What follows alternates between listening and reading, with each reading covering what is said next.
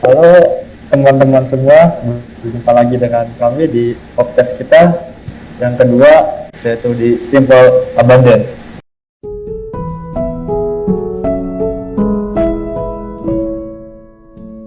Kali ini kita akan berbincang dengan Ibu Lita serta dengan anaknya, yaitu bernama Marcel. Di sini kita akan mendengarkan sharing tentang perjalanan hidup dari Ibu Lita dan juga dari anaknya, yaitu Marcel. Bagaimana cara dia mendapatkan beasiswa di Jerman. Nah, di sini di ruangan ini di Zoom. Kalau kemarin kan kita kan secara langsung, tapi yang video kedua ini, episode kedua kita secara online, jadi bisa dilakukan jarak jauh. Karena dilakukan jarak jauh, jadi tidak diperlukan yang namanya masker. Jadi maskernya aku lepas dulu.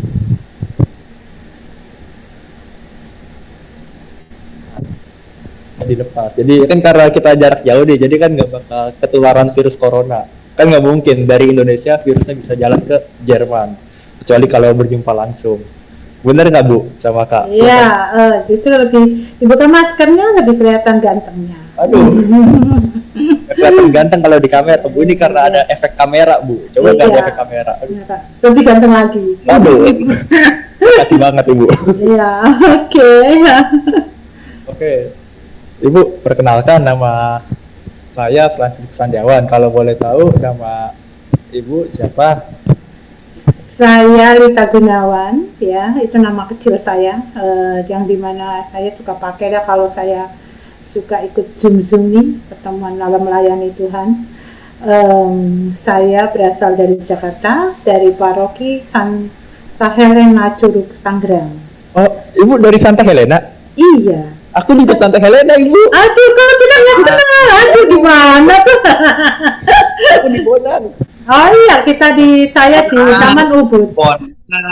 Ya ampun. Di Bonang, Bojonangka. Nah, Itu Bu ya. yang ininya ya, saya di Taman Ubud, Kasanggi di Bonang, Marcel di Jerman. Ya, oke. Tapi Kak Marcel ini ada di Jerman. Saya juga dicari sebagai remote sebenarnya. Oh. Oke, berarti kalau Ibu kan dari Curug Ibu ya.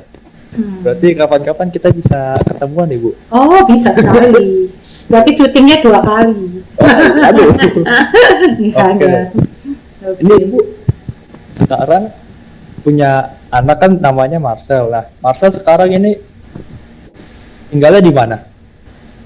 Tinggalnya coba itu di mana itu Marcel? Kotanya Marcel. Soalnya ibu belum pernah ke Jerman, jadi kita takut salah. Jadi sekarang saya berada di Jerman. Ya. Jermannya itu letaknya di Jerman Utara. Kalau dilihat di peta atau di buku-buku atau di Google Map, itu negara Jerman kan anggap kotak seperti ini. Nah, saya di bagian utaranya, tetapi lebih ke arah timur sedikit. Nah, jadi saya ada di Jerman Utara. Seperti itu. Di kota apa, Marcel? Di kota apa? Saya di kota Preiro namanya.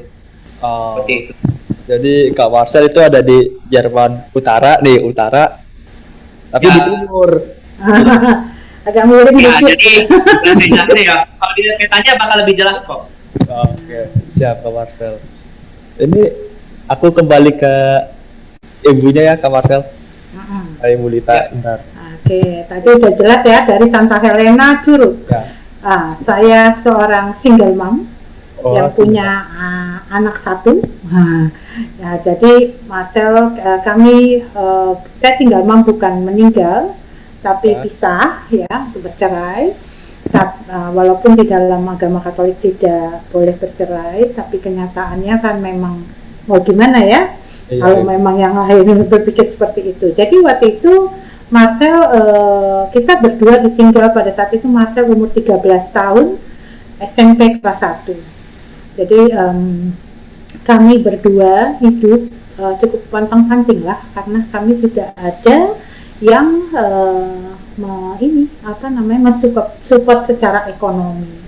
Dari SMP terus saya berjuang untuk menghidupi Marcel walaupun saya cuma sendirian, saya berjuang untuk memberikan yang terbaik untuk Marcel, ya kan? Nah, memberikan terbaik itu bagaimana? Bukannya berarti saya gimana ya? Maksudnya memberikan yang mewah-mewah karena dia tidak, pada saat itu tidak ada bapaknya. Tapi kami dengan yang dimana pada saat itu memang bukan mudah, perjuangan itu tidak mudah karena banyak sekali saya sebagai single mom juga dipandang sebelah mata karena tidak ada maksudnya suaminya, banyak juga godaan, banyak juga pergumulan. Seperti juga Marcel juga dia mengalami bullying ya, maksudnya dimana pada saat sekolah orang memandang sebelah mata karena dia tidak memiliki seorang ayah, ya kan? Pada saat itu ayahnya menikah lagi. Jadi nah mungkin saya lanjut ya Kak Sandi ya. Jadi ya, jadi lanjut ya di sini di perjuangan kami pada saat itu, di mana Marcel semenjak SMP itu sudah bercita-cita menjadi seorang dokter hewan. Itu cita-citanya dia, yang dari dia SMP sudah mengenal, pada saat itu mulai mengenal pelajaran biologi. Itu adalah pelajaran yang paling dicintai oleh Marcel. Jadi dia paling suka dengan pelajaran biologi dan suka dengan binatang. Nah, jadi itu cita-cita utamanya Marcel. Dengan perjalanannya waktu, kami berjalan hidup berdua, tidak mudah. Bahkan saya harus bangun pagi jam 3 untuk saya buat nasi uduk atau bikin kue. Nah, itu saya titipkan di kantin-kantin sekolah-sekolah yang ada di sekitar wilayah tinggal saya. Saya terus masih harus karena saya juga nitip juga di Permat, jadi siangnya itu saya udah di Permat beresin barang segala macam. Saya sore sampai malam saya harus mengajar anak-anak privat saya. Jadi saya tidak sedikit ya kurang istirahat. Jam 3 pagi pulang di rumah itu jam 10 itu berlaku sampai sekitar 7-8 tahun. Seperti itu saya lakukan. Berarti Ibu hebat ini, bisa berjuang sampai saat ini. Dan saya berjuang untuk anak saya yang tadi saya bilang. Saya mau melakukan sebagai seorang ibu, saya mau melakukan yang terbaik untuk anak saya. Tapi Tuhan berkata lain. Pada tahun 2017 usaha saya bangkrut. Ya, saya dikerjai orang. Tadi juga saya baru menceritakan ada di komunitas lain mengenai ini. Jadi kemudian sampai saya harus kehilangan ya kendaraan kami lah satu-satunya untuk bisa bergerak untuk antar sekolah. Karena saya itu terus terang dari jam 3 sampai jam 10 pagi itu waktu saya sangat kurang untuk Marcel. Tapi saya selalu menekankan quality time untuk saya bisa berdua dengan Marcel. Di mana? Di mobil lah. Di saat itu kami punya mobil kecil sebelum saya sakit. Di tiap pagi saya mengantar Marcel, saya tidak pernah pakai antar jemput, antar sendiri. Di situ saya tempat kami curhat, tempat kami berinteraksi. Karena kalau saya pulang jam 10, Marcel sudah tidur. Ya, saya bangun jam 3 pagi, Marcel belum bangun. Tapi di kata jam 6 sampai jam menuju sekolahan itulah waktu quality time kami berjalan. Kadang tidak jarang Marcel sering dia ikut saya untuk mengajar, malah saya bawa ke tempat orang tua murid saya karena misalnya saya jam 3 itu saya melewati sekolahnya langsung saya jemput, ya sudah, kalau memang jurusannya itu saya jemput. 2017 satu peristiwa saya bangkrut dikerjai orang. 2 tapi tahun. sekarang udah bisa bangkit lagi Ibu ya? Nah, makanya ini ceritanya di sini. Letak ceritanya nih, sudah bangkit lagi apa belum nanti penilaiannya ya. Jadi penilaiannya ya. Jadi saya sedikit cerita. 2017 saya terkena stroke. Nah, saya stroke, saya masuk ke rumah sakit Siloam bagian umum karena pada saat itu begitu bangkrut, saya tidak punya uang sepeser. saya uangnya tinggal 300.000, tapi kita dibantu, ya puji Tuhan, dibantu sama lingkungan. Saya masih ingat dikasih 600.000 sama lingkungan dan bantuan kas untuk saya masuk rumah sakit. Pada saat itu memang tidak langsung stroke, masuk dulu rumah sakit karena muntah-muntah segala macam. Akhirnya dari masuk rumah sakit 2 minggu, masuk ICU 2 bulan koma. Nah, disinilah letaknya Marcel itu sendirian berjuang menjaga saya, di mana dia tidak punya orang tua, tidak punya bisa berpegang pada siapapun. Dia hanya bisa berdoa dan menangis. Pada saat itu dia ditolong oleh kepala sekolahnya. Waktu itu Marcel posisi di SMA 1 Gading Serpong, Tarakanita Gading, ya. Jadi pada saat itu kepala sekolah menemani dia jam 12 malam karena saya sudah gawat. Jadi, tapi Tuhan begitu baik. Setelah itu saya bisa sadar lagi. Karena saya sudah ditampari malaikat, tapi saya nggak mau ikut. Malaikatnya saya bilang, nanti dulu malaikat, saya nggak mau ikut. Saya pulang ya, saya balik, kamu siapa gitu. Nah, pada saat itulah ternyata saya sadar. Nah, di balik sadar itu tidak. Di sini titik tidak mudahnya. Saya balik ke rumah dalam keadaan lumpuh.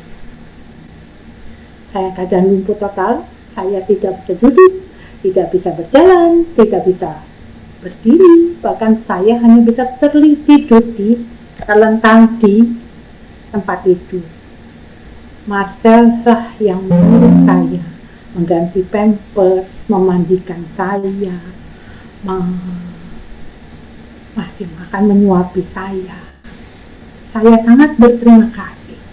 Tuhan menitipkan seorang anak seperti Marcel. Bagaimana Tuhan? Saya bilang, saya lumpuh. Apa ya?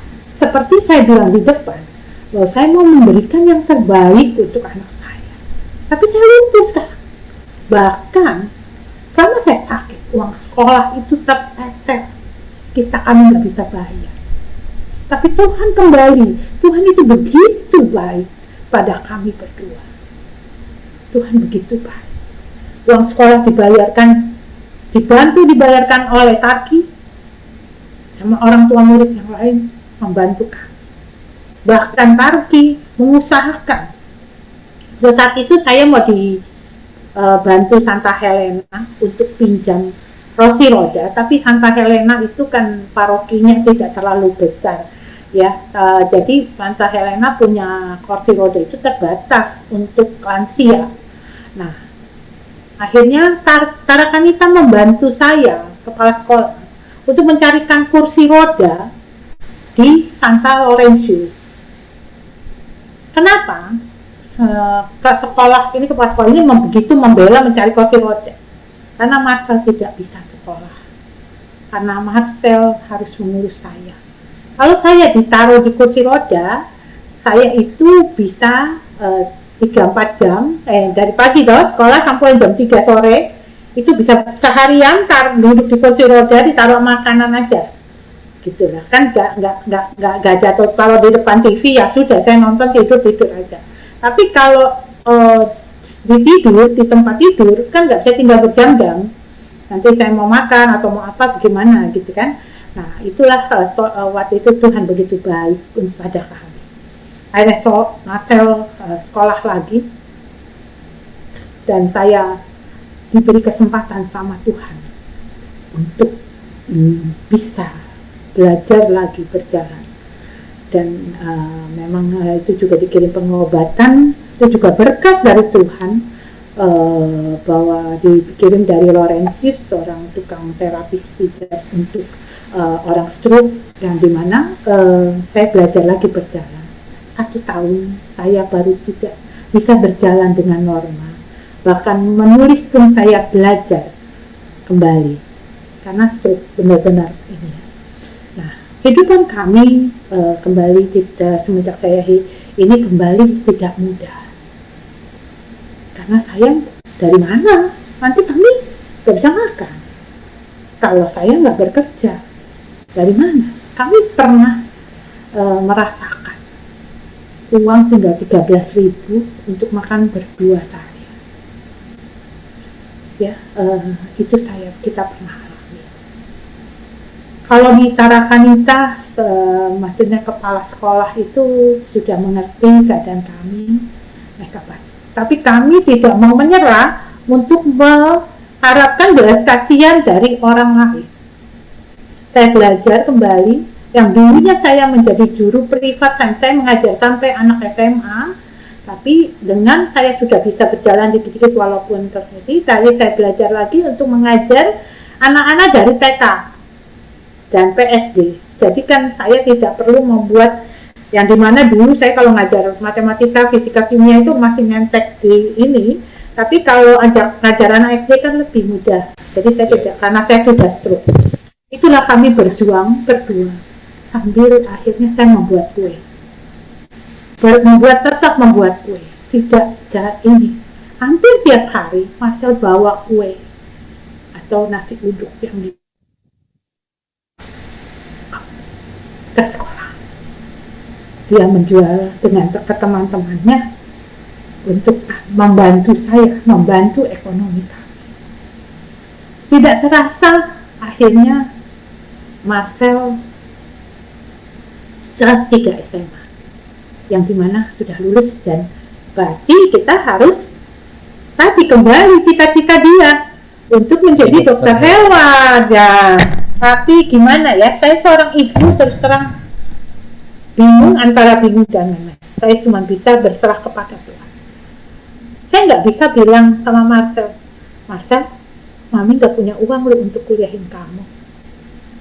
Karena saya nggak mau mematahkan semangat dia untuk mengejar cita-citanya. Ini kasih seorang ibu, ya kan? Tapi Marcel mengerti. Pada saat itu Marcel itu yang ngerti kondisi saya, karena dia juga tahu kita nggak pernah saya berdua itu nggak pernah nutupin. Mami punya uang berapa, dia tahu.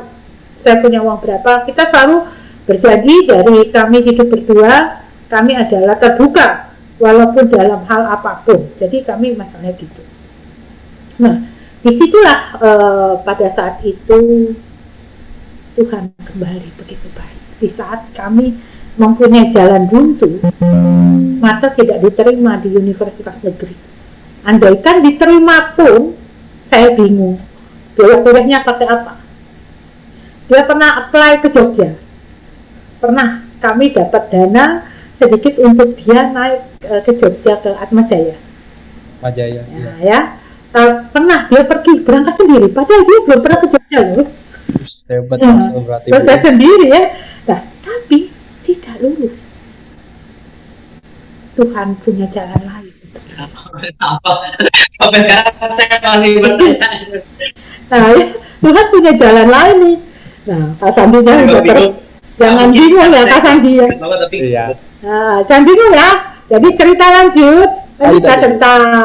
Nah, jadi pada saat itu suatu hari entah mengapa kita juga nggak pernah berpikir dari mana jalan. Kami tidak pernah bermimpi untuk ke Jerman.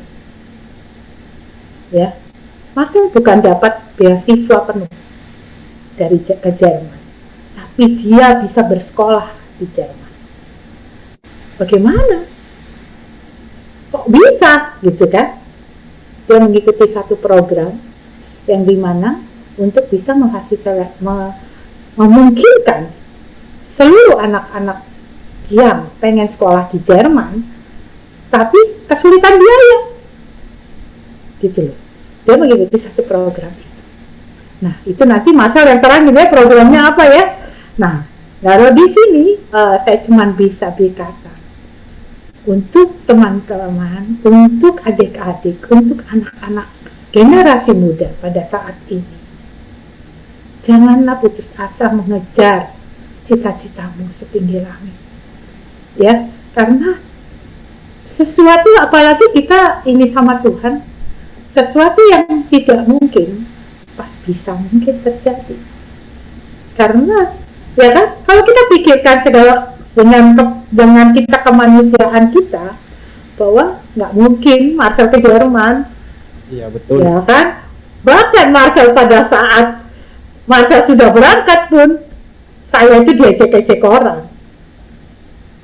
Ah, kamu ngomong gede, mana ada anakmu bisa ke Jerman? Gitu. Saya kasih fotonya ini Marcel di Jerman. Ya, Buang anak. ada yang bilang saya Buang buang anak, saya apalah karena gitu ya. Jadi banyak sekali orang mencibirkan. Ya, sekarang sesuatu yang mustahil. Saya bukan beasiswa penuh.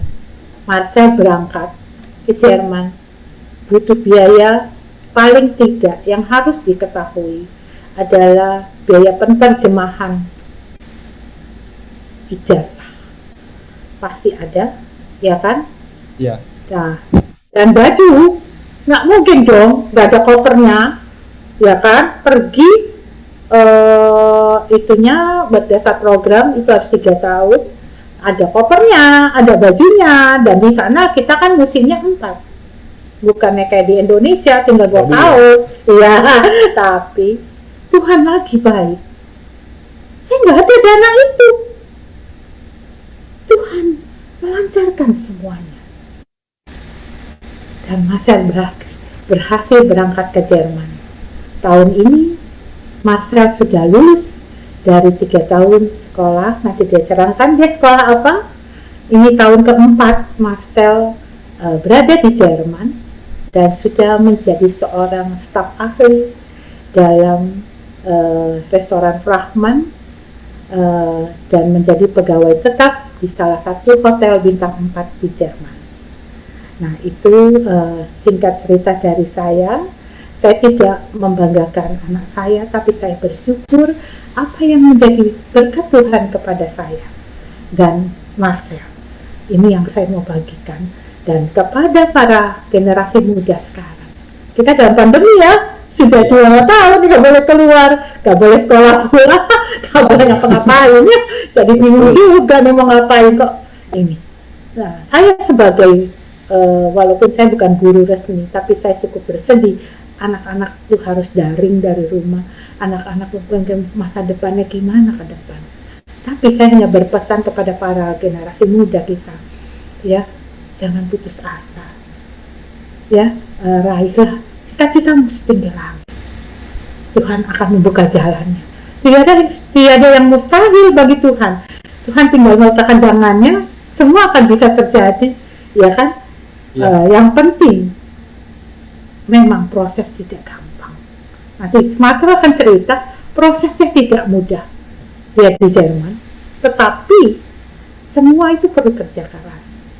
Tentunya kerja keras tidak akan mengingkari hasil.